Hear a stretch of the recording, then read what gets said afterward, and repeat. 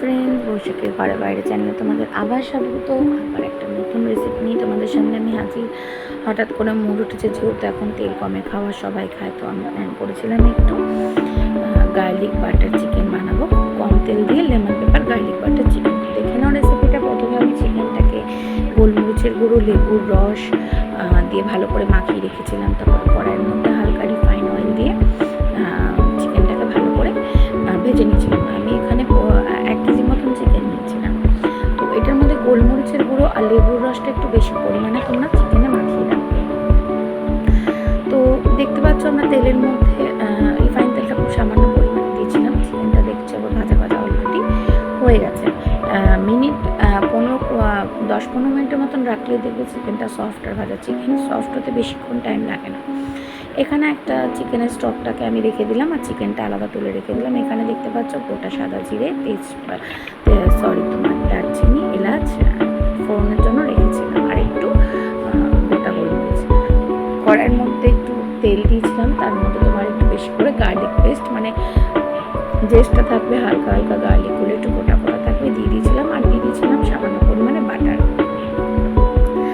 তো বাটার আর গার্লিক পেস্টটা দিয়ে ভালো করে নাড়াচাড়া করে নিয়ে বাটারটা একটু মেল্ট হয়ে আসলে, বাটারটা আমি যেহেতু লাস্টে দিয়েছিলাম, কারণ অনেকে বলে বাটার উবে যায়, তাই তেল আর গার্লিকটা দিয়ে ভালো করে নাড়িয়ে নিয়ে তার মধ্যে আমি বাটারটা দিয়েছিলাম, যাতে উড়ে নেওয়া যায়, মেল্টও হয় আর ফ্লেভারটাও যেন থাকে। তো তার মধ্যে দিয়ে দিয়েছিলাম সামান্য পরিমাণে টমেটো পিউরি। তো এটা দিয়ে ভালো করে আমি নাড়াচাড়া করে নিয়েছিলাম। এটার মধ্যে কিন্তু খুব একটা বেশি তেল লাগে না। তো যারা ডায়েট করছো, এটা কিন্তু রুটি বা পরোটার সঙ্গে ভালোই লাগবে। ইনফ্যাক্ট তোমরা একটু ড্রাইও রাখতে পারো, যাতে তোমরা শুধু এটা স্টার্টার হিসাবেও খেতে পারবে। তো তারপর দেখতে পাচ্ছ ওর মধ্যে আমি ভাজা চিকেনগুলো ওই মশলাটার মধ্যে দিয়ে দিলাম। খুব কম পরিমাণের মশলা লাগে, এখানে পেঁয়াজ ব্যবহার হয় না, শুধু রসুন আর একটু টমেটো পেস্ট। এবার যেই স্টকটা আমি রেখে দিয়েছিলাম, চিকেনের থেকে যে জলটা বেরিয়েছিল, ওর মধ্যে একটু অ্যারারুট গুলে ওই চিকেনটার মধ্যে আমি দিয়ে দিলাম। তার মধ্যে দিয়ে দিলাম গোটা কয়েক কাঁচা লঙ্কা, আর গোলমরিচের গুঁড়োটা এখানে প্রচণ্ড পরিমাণে দিতে হবে। আর এবার দিয়ে দিলাম কিছু ধনেপাতা কুচি, যাতে স্মেলটা অনেক ভালো আসে।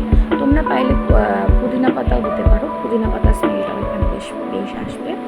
তো আর দিয়ে দিলাম একটু বেশ কিছু করে পাতিলেবুর রস, যেহেতু এটা হচ্ছে lemon paper butter garlic chicken, তো সেক্ষেত্রে লেবুটা এখানে মাস্ট বেশি দিতেই হবে। আর ঝালের জন্য তোমার একটু গোলমরিচের গুঁড়ো বেশি দেবে, এবার যে যেরকম ঝালটা নিতে পারে।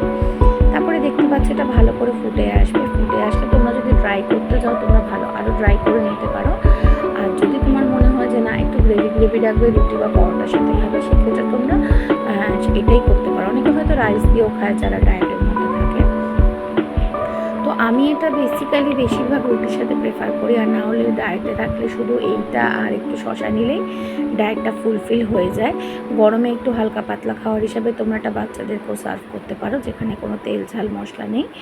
তো দেখতে পাচ্ছ খুবই হোয়াইট হয়েছে চিকেনটা, দেখতে, এর মধ্যে কোনো কালার থাকবে না। এই ছিল আজকের রেসিপি। কেমন লাগলো জানিও। টাটা।